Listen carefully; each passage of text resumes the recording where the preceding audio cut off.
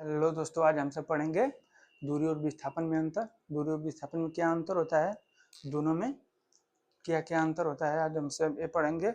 Deep से पढ़ेंगे, अच्छे से पढ़ेंगे। चलिए तो देखते हैं दूरी और विस्थापन में क्या अंतर होता है। पहले तीन अंतर देखेंगे, तीन दोनों का, दूरी का और विस्थापन का। पहले दूरी का देखिए, यह एक अदिश राशि है। दूरी अदिश राशि है।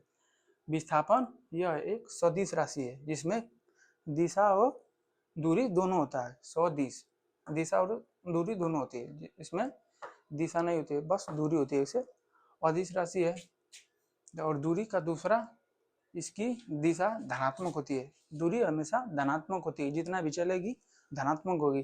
अगर ऋणात्मक भी कहीं चले दूरी, अगर देखिए दूरी, अगर यहाँ से आप यहाँ जा रहे हैं 1 किलोमीटर, तो भी आपकी दूरी हो रही है, दूरी उतना दूर चल रहे हैं 1 किलोमीटर।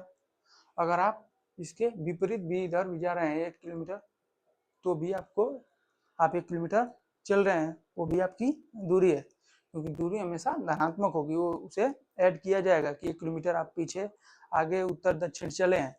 लेकिन यही विस्थापन में सीधे उल्टा होता है। विस्थापन में क्या होता है कि जो दूरी हमेशा, जिसे इसमें ऋणात्मक होती है, दूरी हमेशा ऋणात्मक होती है। जैसे यहाँ से आपको यहाँ जाना था, तो यहाँ से आप यहाँ आ गए तो 0। यहाँ से आप चले थे किसी दूसरे स्थान पर, अगर आप बिंदु ए से बिंदु बी के यहाँ जा रहे हैं, आप फिर बिंदु बी से बिंदु ए की तरह जा रहे हैं आप, तो आपका विस्थापन 0 हो जाएगा। यही दूरी में क्या होता है, अगर ये रास्ता दोनों ही 5 किलोमीटर का हो तो 5 किलोमीटर, यहाँ 5 किलोमीटर। लेकिन दूरी में क्या अंतर होता है, दूरी में अंतर ये होता है कि यहाँ से ए बिंदु से आप बी बिंदु तक गए, फिर बी बिंदु से आप ए बिंदु तक आए, तो आपकी दूरी 5 इधर से और 5 इधर से 10 किलोमीटर हो जाएगी। विस्थापन में आप यहाँ से 5 किलोमीटर गए, यहाँ से आप फिर रिटर्न आ गए, तो आपकी विस्थापन जो है कि 0 हो जाएगा। अगर यहाँ से ए से आप बी तक गए होते तो आप 5 किलोमीटर पूरा किए होते, विस्थापन 5 किलोमीटर होता। मगर आप ए से बी तक जाकर फिर बी से ए तक आ गए, आपका विस्थापन 0 हो गया। इसीलिए जैसे विस्थापन हमेशा ऋणात्मक होता है, धनात्मक भी होता है। धनात्मक ऋणात्मक विस्थापन, धनात्मक ऋणात्मक दोनों होता है। और दूरी हमेशा धनात्मक होती है।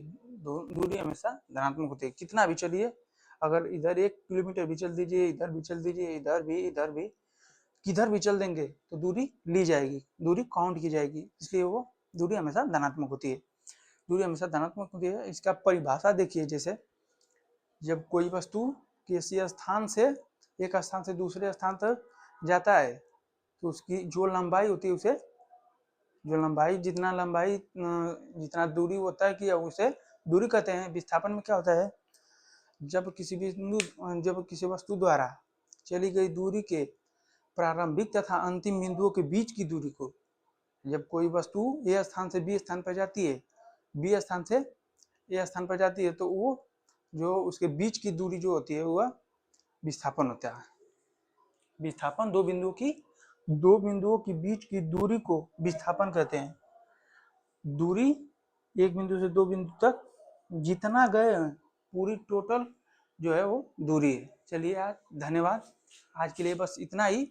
अगले सेशन में हम विज्ञान के दूसरा टॉपिक लाएंगे। चलिए आज के लिए धन्यवाद।